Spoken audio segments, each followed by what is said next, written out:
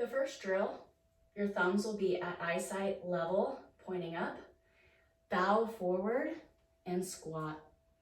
If your hips can go below the kneecap and your heels stay planted, you've achieved a good position and you're ready for the next drill. However, if your heels come up off of the floor, we want to add a little height to it. So bring your heels to the base of the plate and your toes are hanging off.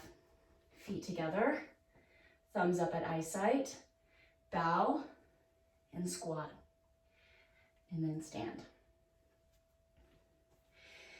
If you needed this plate in order for you to have a good foundation of your floor for your foot, for your heel to be planted, keep that plate under you for all of the drills until we go to the box drill.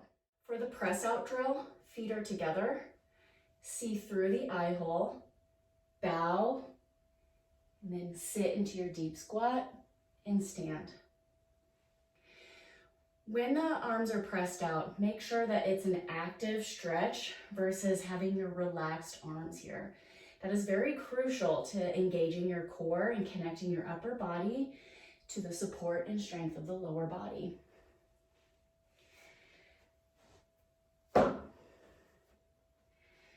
For our alternating leg extension drill, you're going to have your feet together, hands at your eyesight level, bow, sit in your deep squat, and before you try extending your whole leg, just lift up one foot and replace, lift up the other foot and replace.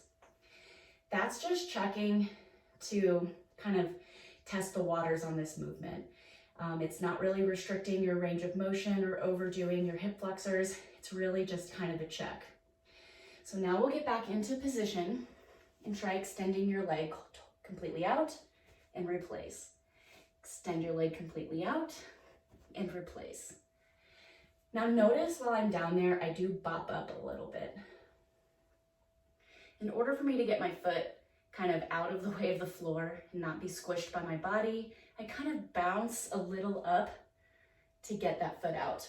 And then I kind of bounce up to replace it. We're going to add the plate for the alternating leg drill. Press the plate out so you can see through the eye hole.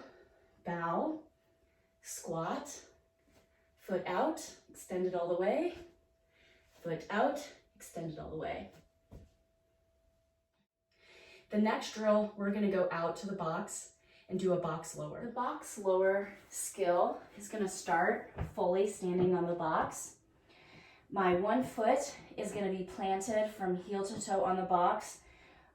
For example, we don't want the heel hanging off a little bit. My opposite foot is going to be dragging against the edge of the box as I lower. My hands overhead, bow forward, quite a bit here, and then I'm going to bring my belly to the thigh, and then hips up, shoulders up. Switching legs, I'm going to repeat. Hands above the eyes, bow forward, belly to the thigh, hips up, shoulders up. Now, something that I'm also doing here, it's really important to notate, is that when I'm planted, I want you to think about turning a little bit into the pinky toe. My knee is externally rotated in this position, and it's going to help me have stability through my hip and knee to my ankle. My toes are also grabbing into the box. So from my toe grab to my twist into the pinky toe, when I achieve the lower, I actually have a lot of stability happening from my foot to my hip happening. So that's what I'm doing on the box. I'm going to grab the toe, turn a little into the pinky, bow forward, kind of bow towards that pinky toe, and then lower, hips, and then shoulders. When I went to the ground, you can see that when you're in that full range position, it takes quite a bit of strength to come up and out of it. If you find that the depth is too much for you, mainly because your heel's coming up, you're wobbling, you're unable to maintain a good position and supportive position all the way throughout, then you can stack a pile of plates shorter than the height of the box that you have. And you would start the same way. Your whole foot is planted on the plate. Your other foot is just a little bit off.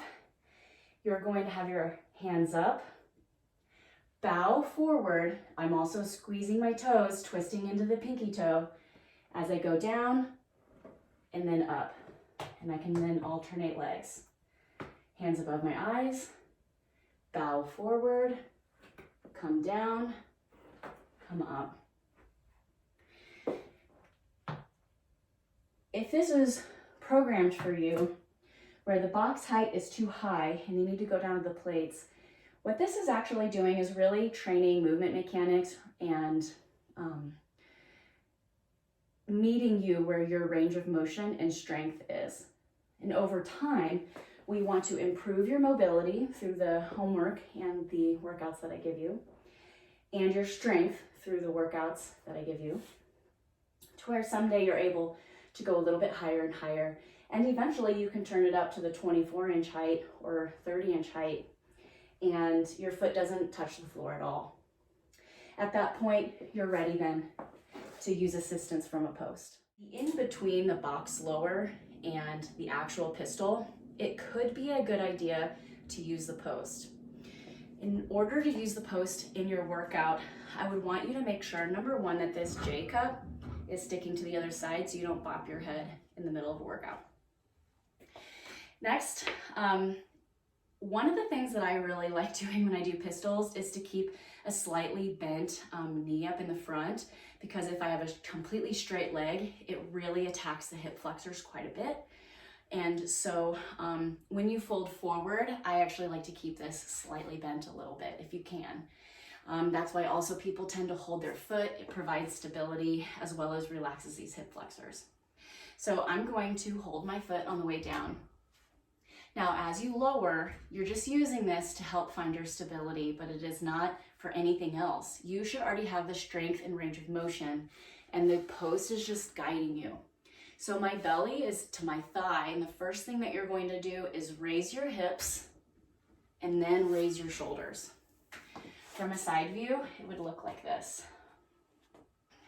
Okay. If your heel is coming up off of the floor, the foot that's planted, put a plate underneath it as your modification. But what I want you to avoid is staying upright and then trying to use this to climb up out of it, okay? At that point, you would really need to continue strengthening your body positions on the box.